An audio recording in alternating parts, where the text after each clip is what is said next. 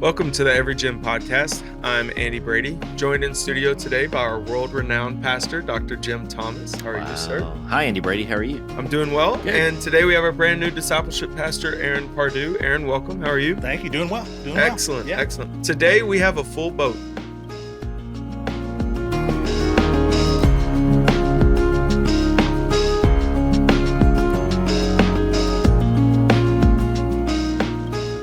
Welcome to the Every Gym podcast. I'm very excited today that you get to join Dr. Thomas and I as we get to know our new discipleship pastor, Aaron Pardue. Aaron, we'll get to you in a moment. Dr. Thomas, how are you still functioning? Did that feel like a setup? That was a setup. It really felt like a setup. I'll think about it. We'll get there in just a moment. How are you still functioning after 2 weeks traveling all across Brazil? Wow. How are you actually physically doing right now? Functioning is an interesting word. It can be defined many different ways. Fair. I'm above the water. Let me just say that. Okay. I'm above the water. There are moments of dipping under during the day right now. Yeah. Brazil was such an amazing thing. We'll talk about that on a later episode, I'm sure, but 14-hour days. Seeing exponential results, but man, it just takes a toll on you in every form or facet. And so I've been sleeping great. But now it's rehydration and it's keeping your mind, getting your mind back sharp and getting back into American routine. That's fair. But I'm doing okay. That's good. You've gone on this trip for how many years now? About 15 or 16. Okay. So over the course of time, have you noticed a difference in how long it takes for you to recover to, we'll say, whatever the norm is for that season of life? Yeah. So this is the age question. Yeah. It was just, it is the age question. Because this one was compounded with other trips and just being in a new job and not new, but So I was in my 30s when I started going. I'm 55 now, and I do see a little bit different. Not necessarily, probably because of a little bit of age, but the other part of that is my role has changed on the trip. The second year I went, I preached 40 times in 6 days. And talk about like a month recovery time after that with that length of days and that amount of speaking. Of course, the voice was shot. The mind was shot. The emotions were done for a little while. This year, because we had the largest team we've ever had, we had 6 pastors go from multiple churches. My role was much more narrow. In what I did, and therefore that output was more intentional. And I didn't find myself getting exhausted as quickly. I've also learned how to hydrate better. I had gotten dehydrated on several trips because you're just running, and I've learned to hydrate better. I've learned to eat a little better. You do rice and beans, and then beans and rice, and then rice and beans and rice. And I killed the beans about day 3. And just we started eating, rice? Yeah, we started going out and get a pizza here or a burger here or just something to break up that monotony of that. But no, I feel like there are several factors, but I feel better than I have in previous trips. So that's good. Yeah, that's good. Thanks for sharing that. And that is a preview for an upcoming episode. It's gonna be fun talking about that. Keep us on your subscription list. Aaron, if you would, you are kind of the final piece of the vision that Dr. Thomas kind of gave our staff for what the roles and the positions on our staff would look like. For people that might have missed your intro weekend almost 2 months ago now, could you maybe tell us just a little bit about you growing up, your wonderful wife, your boys, just a little synopsis? Yeah. So final piece sounds very final, doesn't it? Yeah. You're actually here. That's just a beginning though, right? Yes. So I grew up in Southeast Texas. Have lived in Southeast Texas for most of my existence, and actually this is the last 10 days are the first time I've lived outside of a hurricane zone. That is so wild. Because when we came here, we actually were evacuating from Hurricane Beryl, and I grew up in Southeast Texas and grew up in church. Was in church when I was negative 9 months old, and my grandfather was a deacon. My mom and dad were they were faithful to get us to church. So I have a twin brother and a sister who we're super, super close. And she's 6 years younger than us, but we've always been very, very close. And the three of us have all kind of taken that track into doing ministry. And so, yeah, it was a young age, having grown up in the church, that I recognized as a 9-year-old boy I don't think I understood all the theological nuances, still don't, but what I recognized is that I wanted to trust Jesus, and I thought he was worthy of the trust, deserving of worship and deserving of trust as 9-year-old. And what happened then, it's now been 40 years for me, 40 years ago. And it's really, it started a journey for me, then, and it's brought me finally to here, later. So yeah, God has just been faithful all throughout that, but trusted him as a 9-year-old,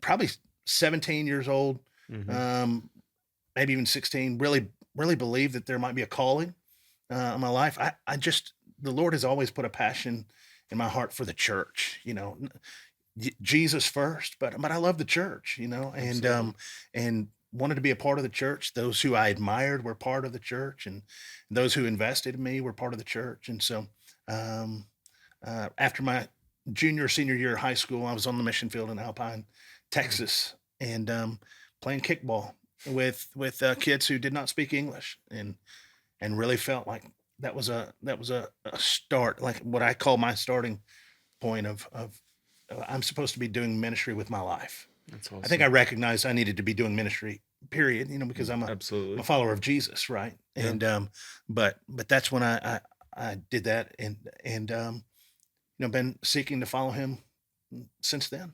That's incredible. Thank you.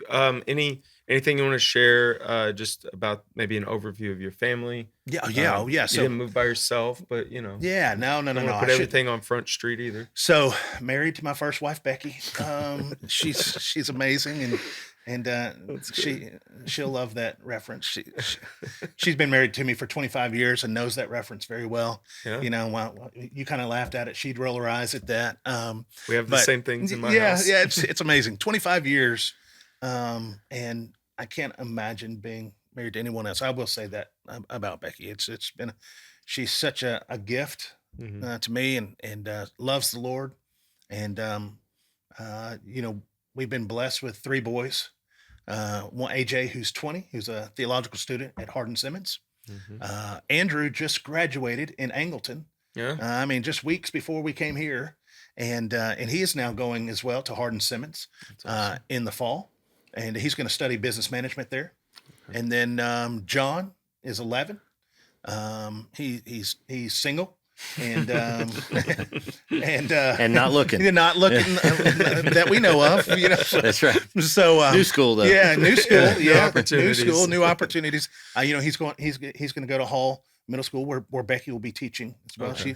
She'll be teaching 6th grade English. That's kind of the funny thing too, Andy, is when they came, Becky actually secured employment before Aaron did. We try not to tell everybody. We were looking. Obviously we felt like God was leading this, and it was all going to be contingent on the church vote and all that stuff. But Becky needed to get on it because it was late spring into the summer, and she had to either renew or not renew her contract in Angleton, and so she put some feelers out here and actually got employed. And when Aaron came in view of a call, we were like, well, we love her. Yeah. We hope you get hired, but if not, we're excited she's coming. It's going to be awkward. It's going to be real awkward for you in October if we say no and you're still in the John and Becky move up here and he's still down in Angleton, but hey, we got new church members out of it. So let's go.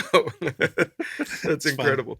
Well, a lot of our congregation got to meet you and hear your story on that Saturday in June, I believe it was. I'm curious. So one of the things that I was impressed with the last meeting that you had that I was in, or opportunity to meet Aaron that weekend, was just your endurance in answering the same questions, telling similar stories and similar thought processes of how God has shaped you, the same ones over and over again.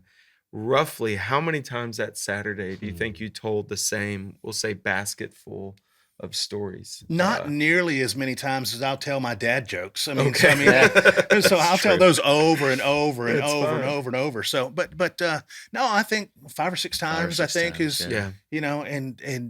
and probably they're probably a little bit different every time you do it the best you can. Yeah, and it's interesting because Aaron and I have so much in common in the sense of our process that God has led us through. Yeah. We just kept adding up everything from the churches we were coming from and the likeness of them, and to building programs that we entered people in and then left, and to just different things. And one of the commonalities we had is he served in Angleton for 11 and a half years.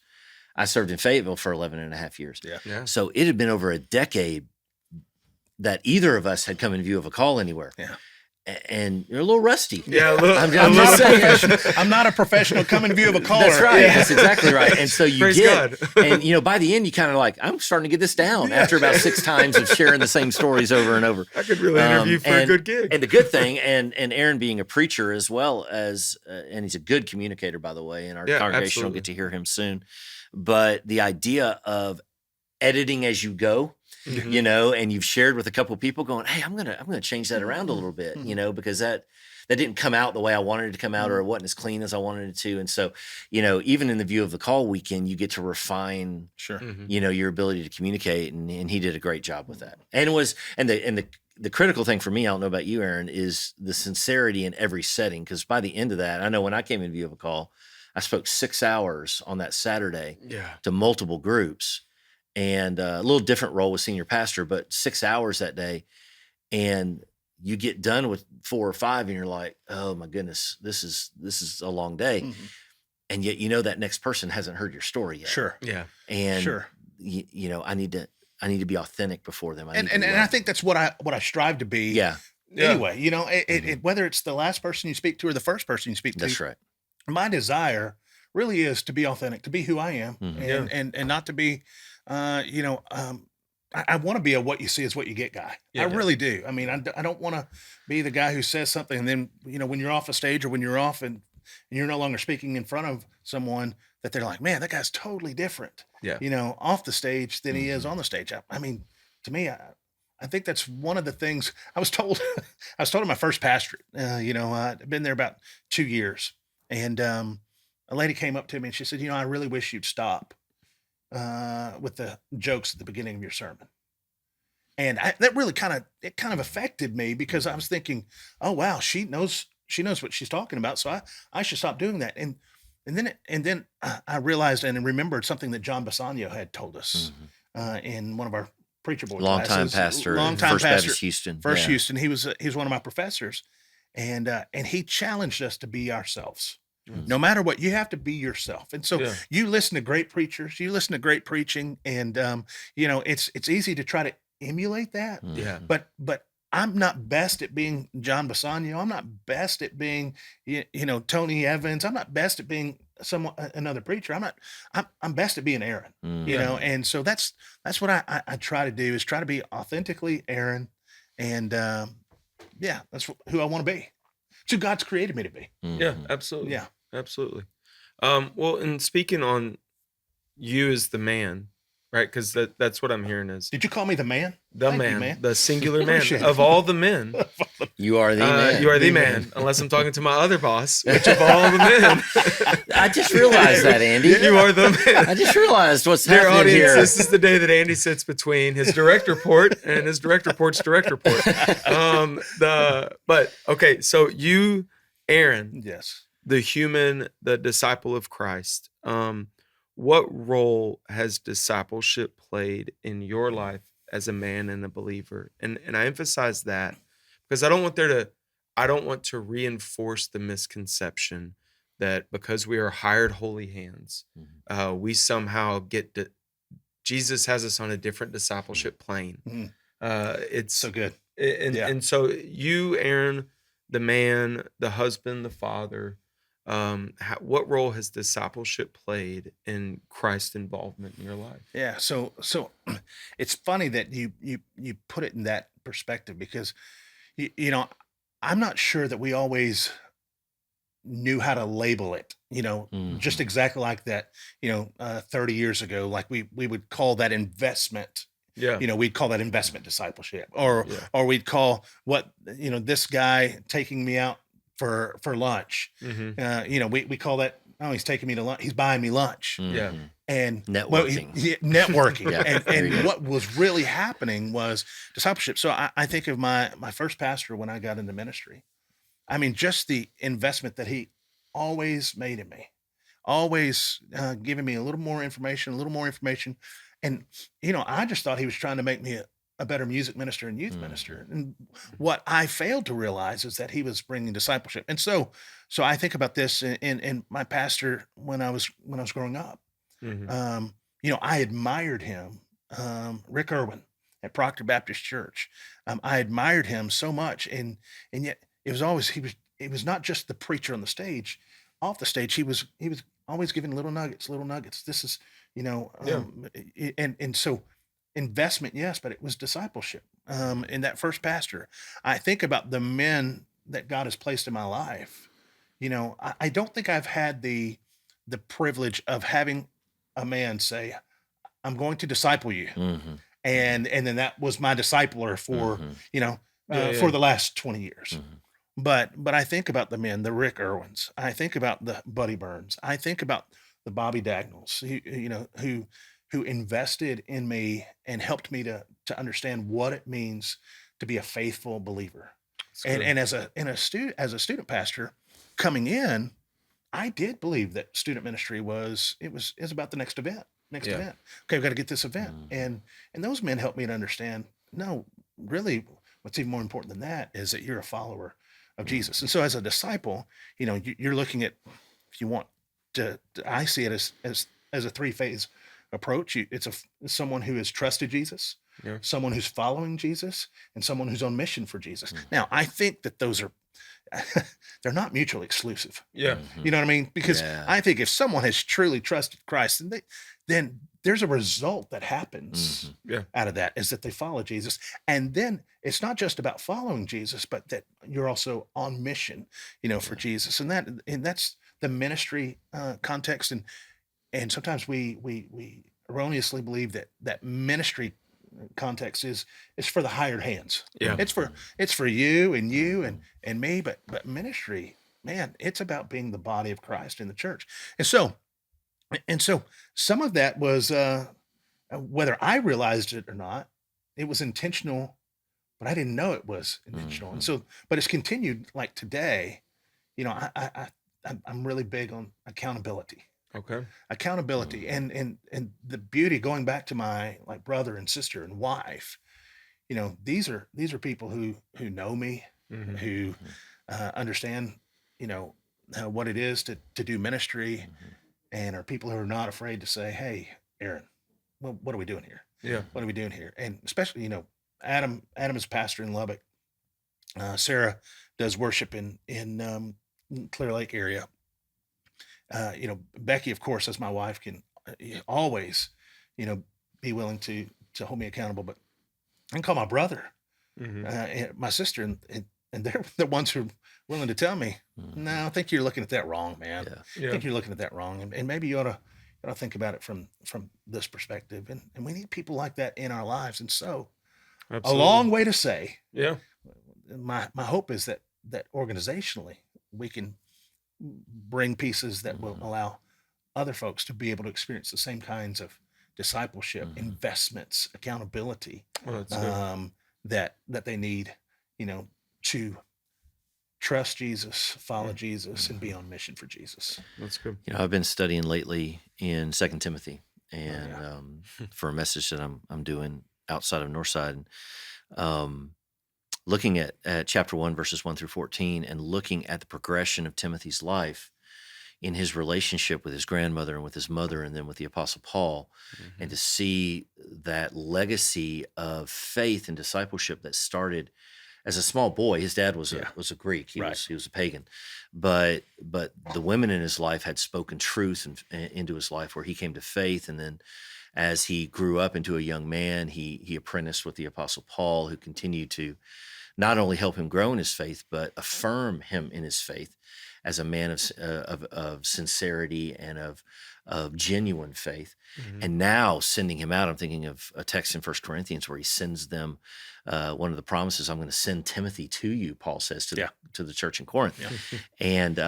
And he has been imitating me, right? So do what he does. Let him counsel you. Let him disciple you.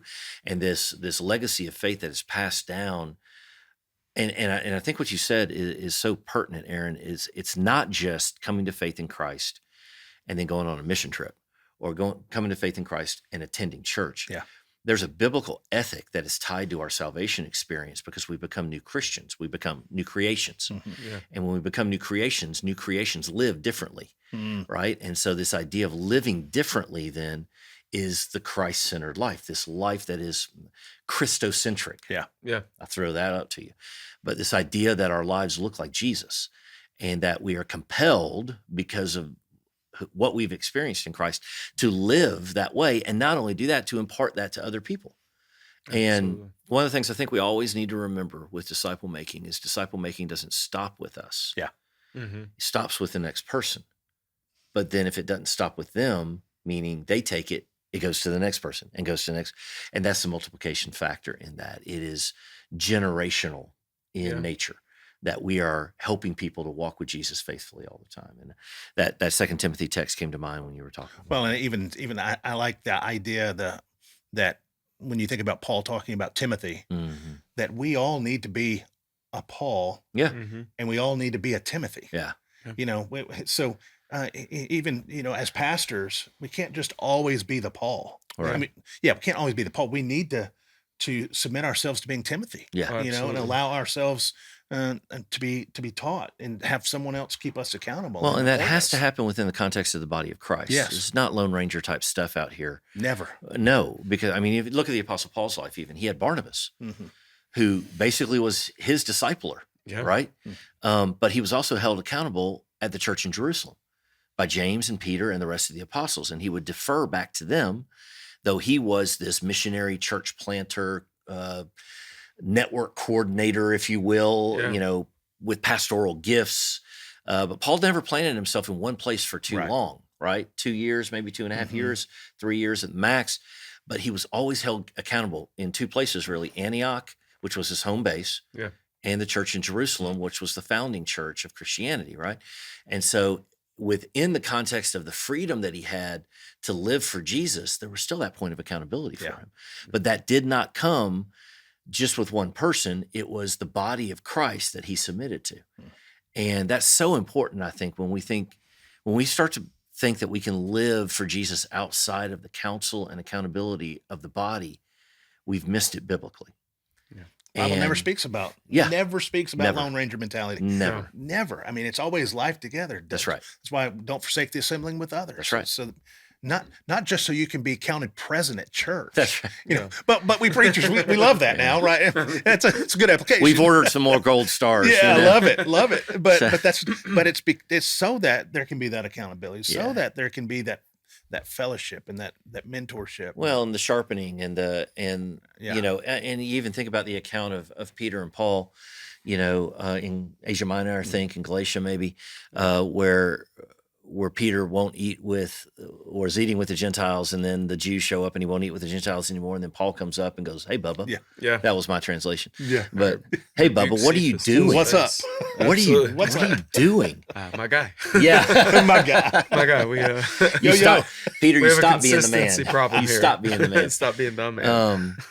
And that point of accountability righted Peter's heart Yeah. to understand, don't give in to the peer pressure, the church pressure, Mhm. just because the predominant crowd showed up and had an opinion. Be faithful to the one that you surrendered your life to. And I think all of that fits into a model of disciple making within the life of the church that helps us to grow Yeah. and to become mature in our faith, and allows a church to be healthy. Yeah. Yeah. You know?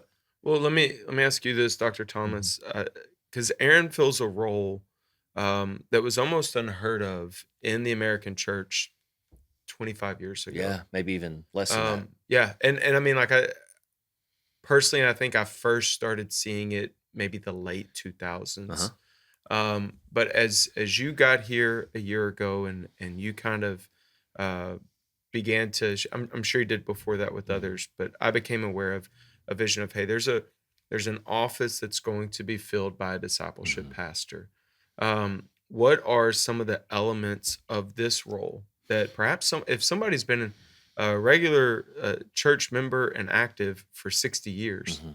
Over half of that time of their, we're going to presume, walking with Jesus while they Right. were a member, Right. over half of their walk with Jesus did not include a discipleship pastor. Right. What are some of the elements of that role that maybe have kind of whet your appetite that you've Mhm. dreamed about and been excited to see potentially taking place with Aaron filling that role, or just for the role specifically? Yeah, sure. Well, I think most in Baptist world at least have, like you said, probably in the last 15 years, this title has Mhm. been attributed. Before that, it would have been either a minister of education or it would have been a teaching pastor potentially. Yeah. But there have been administrative aspects to that more than necessarily strategic aspects, more of a management role than a Yeah. leadership role. Determine which curriculum to. Determine which curriculum we're going to quarterly? use, make sure it gets ordered and gets in on time, Yeah. which is still part of the role. Sure. But No, we those have are real things. Those are real things. We still have to do that stuff. But and I think this speaks to also what I'm excited about, which I'll talk about in a minute. But the idea of leadership instead of management. Management is a subset of leadership in my mind. We all have to manage things, but management is keeping the status quo. Yeah. Leadership is moving forward. And as we were looking for God's man for this position, one of the things that the committee, the selection committee, and our executive team said is we want a leader. But one of the things I think, or several of the things that I like about this role, first of all, discipleship pastor is this in the context of Northside, because there's going to be some nuances in different churches. And the role that Aaron's going to be fulfilling is to help the staff craft an overall disciple-making strategy for the church that will start from birth through death, and be a part of everything that we do. The focus of our church will be disciple-making. By the way, disciple-making's been around for 2,000 years. Yeah. We didn't invent it. We didn't invent it. It's okay. not new. It's, and contrary to popular opinion over the last 15 years, it's not a trend. No. It was Jesus' commission Yeah. to do. It's the one thing he told us to do, by the way, other than love one another. And when we loved one another, guess what people would know us as? His His disciples. disciples. So it kind of all works together. But there's been a huge emphasis in Christian education, which I'm not opposed to. Yeah. But education ended up becoming this information transfer paradigm.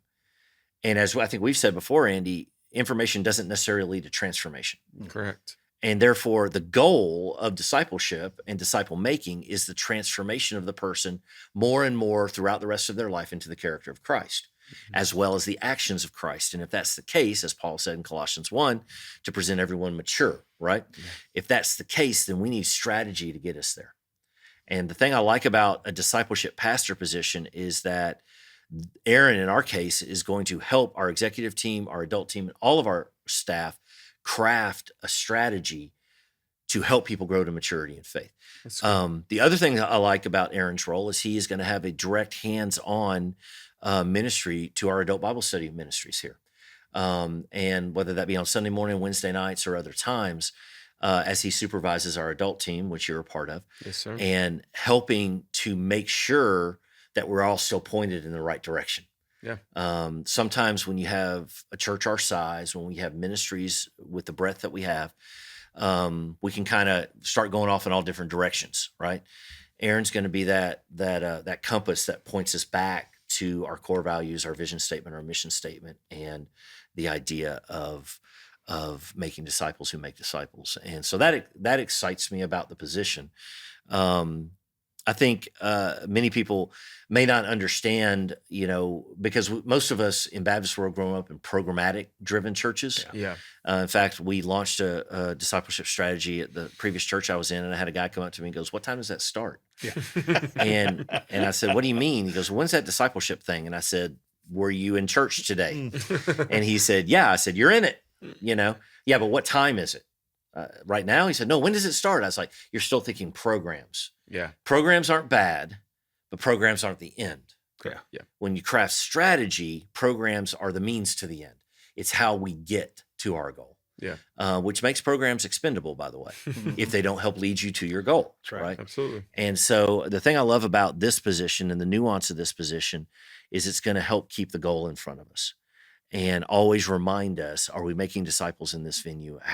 How are we making disciples? Why are you doing what you're doing? And it's going to ask those critical questions in our adult ministry, but in every area of our church, to help point us to the goal of making disciples for Jesus. That's good. That's good. What in the time that you got to know Aaron, leading up to his starting here, what were maybe some of the individual characteristics of Aaron that made you kind of anticipate this a little bit more? His haircut. Yeah, it's good.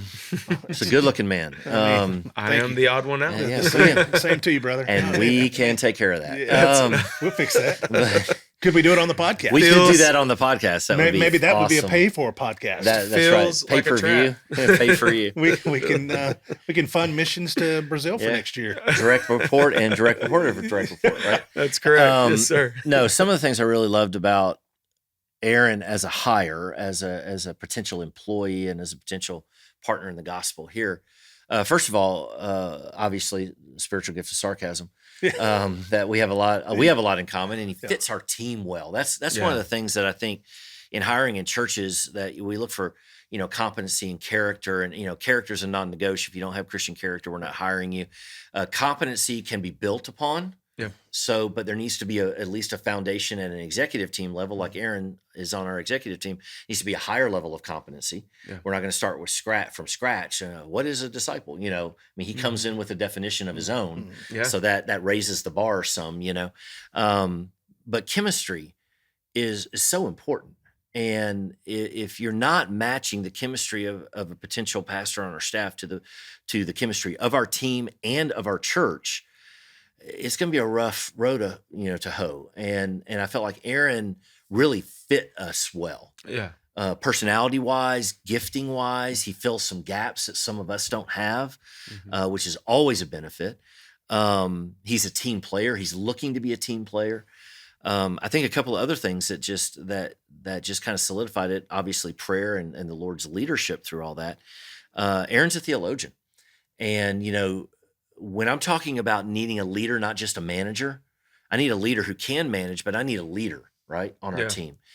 Well, with him being a senior pastor over the last decade, he's done the theological gymnastics that are necessary to lead a local church. That's good. And to have someone in a staff role now on an executive team who's done those theological gymnastics over time is going to help lead us forward with the idea of disciple making and with the idea of our adult ministry, because our adult leaders in our church and just the adults in our church don't necessarily always bring us easy questions. Yeah. And to be able to, which is okay, which is great. It's awesome to have actually. A hard question, yeah, that you take to the church, yeah. Please, yeah, but also please give grace to know that may not be off the top of the dome. Yeah, so I might need a minute to. Yeah, I mean, it's like in Habakkuk 2, I'm like, what? When was the last time I read Habakkuk? Okay, so I need to go read Habakkuk, and that's what I do when that question comes. Oh, right? Absolutely. So, I think one of the things that I was excited about is not only Aaron's ability to communicate, but his theological acumen. And his dissertation was on disciple making. All right. And so the idea behind that is he has history, he has the theological backbone behind all of that can help us as we wrestle with hard things, but also as he just gives us direction and maybe pushes away some things that may not be beneficial for our people, but may be popular in Christian culture. You see what I'm saying? Yes, the other thing is he's just a people person. He loves people. And we were talking this morning actually in my office about social capital and how important in church world social capital is. Absolutely. And just the idea of building relationships and building trust and encouraging people constantly and being in their space and not living in the ivory tower of your office or living just from the teaching platform, but being in the muck with the people because you actually love the people. Yeah. And Aaron brings that to the table for us, and I'm excited about that. Also, I'll be quiet after this, but the idea of leading y'all as an adult staff and to have a leader who loves pastors and ministers, who's going to be outside of me, dare I say, your greatest champion. Yeah. in college ministry, in our women's ministry, in our senior adult ministry, in our community engagement ministry, and everybody involved in adult ministry in our church. He's going to be your biggest champion outside of me. Mhm. And to know that you would have that, Andy, as our college and young adult pastor, to know that he's going to have your back, that's a big deal. Yeah. He's not going to leave you out in the wind. And so as we were talking with Aaron, understanding his passion to disciple and mentor other pastors and leaders, that's a big win for me. I'm excited about that. Yeah. I was, well, let me get back to you, Aaron. Okay. I think I've only got 3 more total questions Okay. For you. But in this first, we'll call this your first season here with us, heading into the fall semester. What are maybe some things that our people could envision about you and about your role? Like, what could they potentially expect? Well, I'm going to turn everything upside down. Let's go. That's using the gift of sarcasm that I was just. It's been great having you on staff, Aaron. For the literal audience, yeah. I did not mean those words. So I will tell you this. I am a big guy, yes, but then on people, they don't care how much you know until they know how much you care. Yeah. And so that does go to the relational aspect. And so the first thing you can expect is I'm going to want to try to get to know as many people as I can. I'm going to want to try to understand what's going on with our Bible studies. And I find it interesting when we think about discipleship, it has to be more, you've already hit on it, has to be more than Bible study. That's right. Yeah. Right. And so, it could be, there might be a name change coming here or there, because I don't think that's what we want to accomplish is just Bible study. I mean, because we're trying to take care of each other. And so really relationally, finding out what's going on. If there are some big issues that need to be taken care of, I'm gonna be able to assess those, to be able to find where those are and see what we can do to help meet needs. Yeah. And then I think it's important, and maybe this is one of those that people go, oh gosh, but I think as the discipleship pastor, you ought to expect that I'm going to want to know what you're teaching. That's fair. And so, I mean, I think I think we'll it's allow that. well, Sir. Yeah. So just have that on my desk as soon as you can. No, Yes, sir. I want to know what we're teaching, because I think it's important because one of the things that we want to do is be intentional about what we're doing as a church. This is what the vision is from Pastor Jim, is that we're intentional and that we're disciples making disciples. And so it's not, I envision our adult Bible study not being just hey, you do what you want to do, how you want to do it, when you want to do it.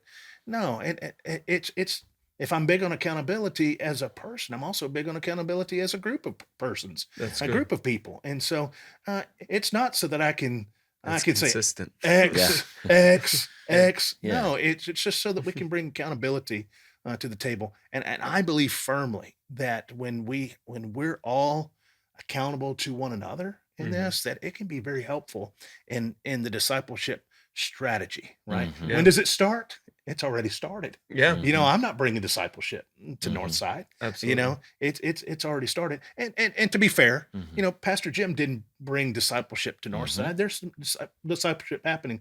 It's a healthy church. But let me say something I said in his office today is that, our baseline, you might say, this is a healthy church. It is a healthy church. Well, why would we be satisfied with just healthy? Absolutely. Well, let's raise the bar even higher. And we can stop raising the bar when Jesus comes. There you go. When Jesus comes back. And so I want to know what we're teaching. That's good. That's really good. I want to see where the fires are, but a lot of it will be, let me get to know you.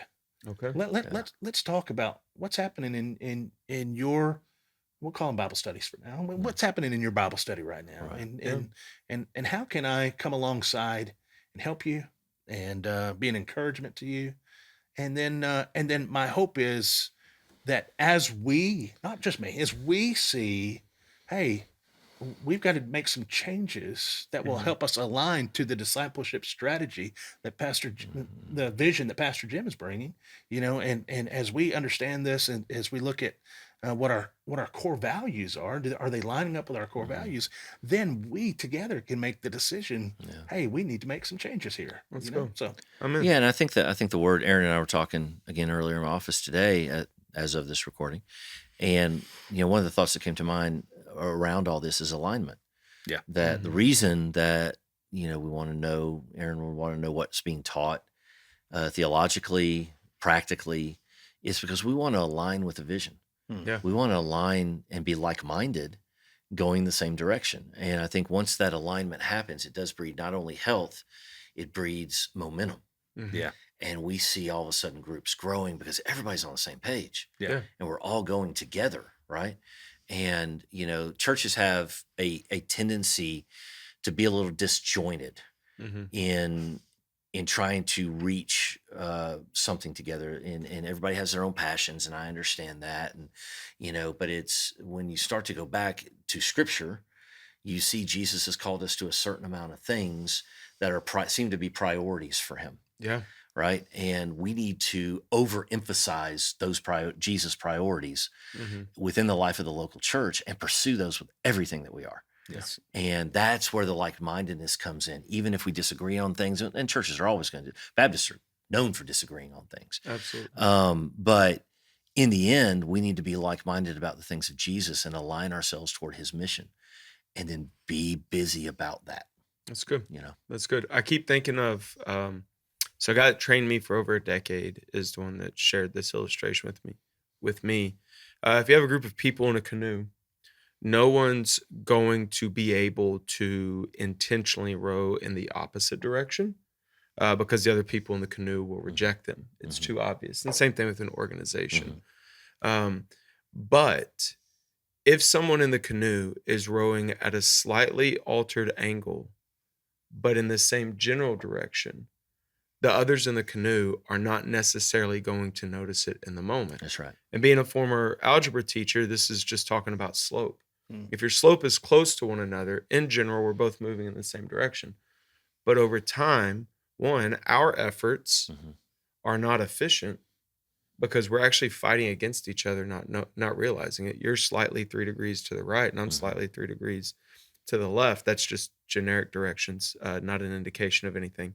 But if over time we're struggling to find that center line, that's wasted energy. Yeah. That's wasted direction. But if we can be aligned enough that we are all on the same degree path, Yeah. at the same heading, what are we going to do with all that extra space of resource and energy and preparation and meeting? It frees you up to dream. What can we all do with that type of realization of, because I'm hearing this from both of you. One of the shortcomings in a program-centric world is that I compartmentalize my walk with Jesus. Sure. Thursdays at 8:00, that's our time. Thursdays at 8:00 is my Jesus time. No, dog. Discipleship is from the moment that I became his. That's right. Dog. All of I don't know where that came from. God's taken me to a lot of different places. Welcome and to American Idol. And sometimes they all come out at different times. I love it. It is all of me at all times. Yeah, there are just some times of regularly scheduled programming, TV reference, but where we do the end of Luke chapter 10 and we come back and we swap stories of how God worked in our life this week and how he proved himself faithful, and we worship from experience together. And we get the instruction like Jesus gives at the end of Luke 10 of, hey, man, these are awesome. I saw these things, but remember, rejoice that your name is written in heaven. That's right. Here's your encouraging word from one another. Let's go out and press repeat this week in the next area. Like, if we're aligned, how much closer do we get to that? And that what makes me excited. What does Sundays begin to look like? Oh, yeah. Oh, yeah. You know? That's welcome aboard, man. Yeah. I'm excited. We got a few more issues we need you to solve as well. But we can save those for a different podcast. Yeah, we'll have those on Thursday. We have one final question, and it's a very basic one. It's a binary question. Okay. True or not false? Okay. Jesus had beans in his chili. Gosh, I feel like this is heresy because he did not have beans in his chili. For the listener, I'm sliding to so the back, other table. back to alignment. And This is good, but it's This really is good. what I mean about organizational dynamics. Yeah. Notice Yeah. that our boat yes, removed the one rowing in the that, opposite he direction. did, and he's splashing in the water You know, right now. Isn't he? you're making a very public line between you and your direct report. This is fair. This is fair. So no, I like. But you're direct. Yeah, This likes beans in his chili. this was like Spider-Man. I have I have more social capital. We were all aboard and we were off the rails. Yeah. No, hot dog sauce is good. Yeah, Like it's good. Yeah. It's good on hot dogs. I like soup. Yeah, like Yeah, And Dr. Thomas is as a relative that was a judge in the state of Texas, in East Texas. yes, that's correct. I'm a descendant of one of Stephen F. Austin's original 300s. This is as We're a Texas group. bona fide Texan as it gets. Yeah. Maybe it was the hurricanes. I'm glad I didn't know this Disturb before things, I Bill. came, because that could That's have. fair. I mean, we're consistent. If you go back and listen to the beginning, Yeah, we are consistent. we are consistent. Man, I must not have gotten to the end. It's of some okay. of those, It's you great. know? We've got some other controversial things we can get to. One of us ranches their pizza. One of us walks in the way of the Lord. Whoa. Wow, I mean, this is an important. Who ranches their pizza?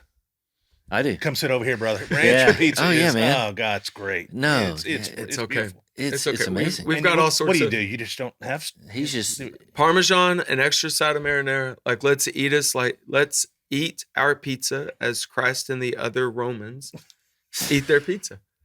Extra marinara and some Parmesan. Yeah. I okay. mean, I can go with And he just Parmesan. made Jesus a Roman. No, he was under. You know what I mean. So first order of business is to correct his theology. when you get your theology wrong, you just go, you know what I mean. You know what I Jesus mean. lived in a Roman world. He submitted to authority. We're all on the same page. You know what I mean. He's above all, but yeah. All right. We don't have to discuss the hypostatic union today. However, it's real. Yes. All right. That's going to wrap us up. Aaron, we're super excited that you're here. If you're here on a Wednesday night, which kick off in a few weeks, come up, say hi to Aaron. Easy person to get to know. Just a joy to be around. And as always, Dr. Thomas, thank you for being with us. Yeah, if you would, make sure to like and subscribe to our to wherever it is that you get your podcast, and we would appreciate it if you'd maybe leave a few comments, some takeaways or ways that this has been helpful for you. Until next time, this is the Every Gym Podcast.